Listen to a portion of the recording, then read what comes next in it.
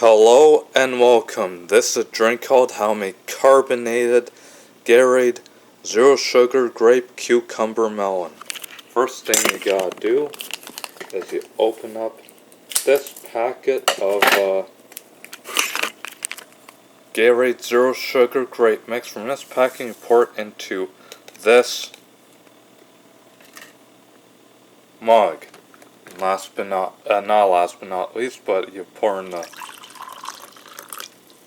water, and now, not last but not least, you pour in the cucumber melon sparkling water.